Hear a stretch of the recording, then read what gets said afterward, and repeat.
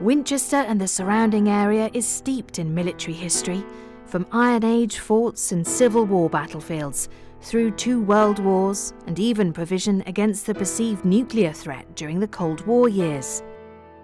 The earliest signs of settlement in the area date back to the Bronze Age and early Iron Age, at sites including Old Winchester Hill in the Meon Valley, Northsbury Ring, and here at St Catherine's Hill, which now overlooks the modern city of Winchester. In the 3rd century BC, the settlement here was fortified with the construction of a ditch and bank earthwork, reconstructed with timber and later chalk blocks, before it was abandoned in around 50 BC. Winchester is rightly lauded as one of Britain's most ancient cities and was a key settlement for the Romans, who named it Venter Bulgarum.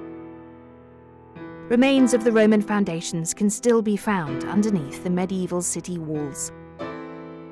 Following the decline of the Roman Empire, the city remained an important location for Saxon, Danish and Norman kings, and it was the first Norman monarch, William the Conqueror, who set about creating the city's most prestigious landmark in 1079, Winchester Cathedral. This building has stood tall for nearly 1,000 years, in spite of various conflicts and military threats, including a ransacking by Cromwell's forces during the Civil War. After Cromwell's troops had captured Winchester Castle in 1642, they came down here, broke down the doors of the cathedral, and the cathedral was ransacked and desecrated. The statues, all bar one, were torn down and smashed. The stained glass windows were broken, including the great west window, and the funerary chests with the bones of the Saxon kings and bishops again were torn down, and everything was a real mess. The one statue which is said to have survived from the desecration of the cathedral was the figure of Bishop William of Wykeham. One of the parliamentary captains, a man by the name of Nathaniel Fiennes, had been educated at Winchester College, which Bishop William had founded, and stood guard with a drawn sword to prevent the Chantry Chapel being desecrated. So the effigy of Bishop William Wykeham in the Chantry Chapel is the only one which survives from before the Civil War.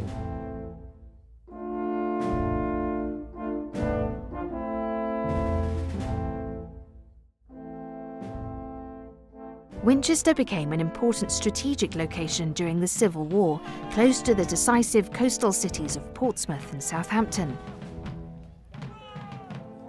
In 1644, a royalist group pushed into Hampshire and took the town of Alresford. As they moved further south, the royalists were met near Cheriton by the Parliamentarian army. Hundreds of lives were lost as the Parliamentarians won a decisive victory, which some believe turned the tide of the Civil War.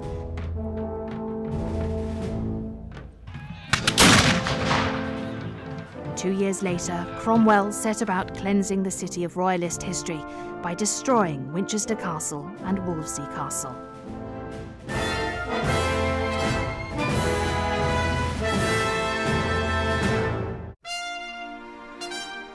Moving forward into the 19th century, the military threat had changed from internal disagreements to combating invasion from the French.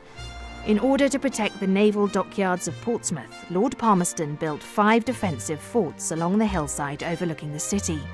Fort Nelson, now home to the Royal Armoury's National Artillery Collection, was one of these, but never saw action. Lord Horatio Nelson and the glory years when the British Navy ruled the waves are further commemorated at the nearby Portsdown Hill by the magnificent 120-foot-tall Nelson Monument. The first half of the 20th century brought with it the most intense period of military action Europe had ever known.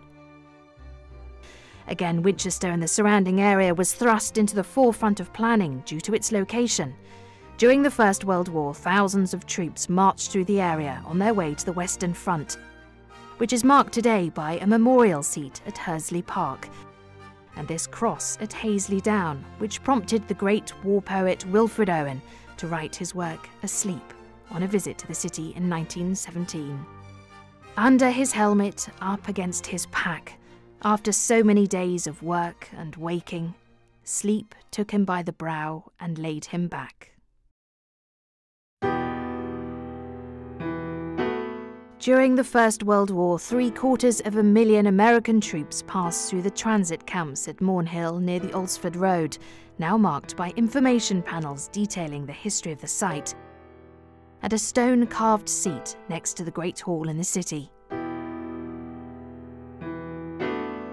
The city played an equally significant strategic role during the Second World War, as infantrymen from both sides of the Atlantic prepared for the Allied invasion of Europe, Operation Overlord. The Peninsula Barracks were taken over by the US Army, and the Commander-in-Chief of the Allied forces, General Eisenhower, addressed the troops at this natural amphitheatre, Cheesefoot Head, on the morning of June the 6th, 1944, D-Day. Eisenhower, along with other Allied commanders, had been based at Southwick House during the months leading up to the Normandy landings, even finding time to sample the beer here at the Golden Lion. One of Winchester's most important and celebrated institutions is Winchester College. Founded in 1382, it has the longest unbroken history of any English school and contains the War Cloister, designed by Sir Herbert Baker to commemorate old Wykehamists who lost their lives in conflict. He'd got the services of Sir Herbert Baker simply because he was the best man around. They showed him around here, and he thought it was a terribly good idea, and of course he won the contract. So that was in 1917, and the money was got together. By 1922 they started building. The foundation stone was laid here by the Foreign Secretary, Viscount Grey, who was an old Wykehamist, and he was famous for having said, the lamps are going out all over Europe, we shall not see them lit again in our lifetime. It took about 2.5 years to build. And it records every single old Wykehamist who died during the war. Not only during the First World War, 500 of them, but in the Second World War, about 290 or so, and then the subsequent wars.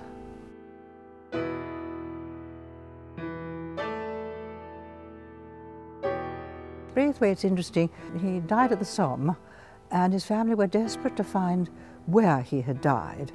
And apparently they even bought a piece of land in the region, and many years later the farmer was ploughing away and he uncovered this battered old wooden cross. It had the young Lieutenant Braithwaite's name on it.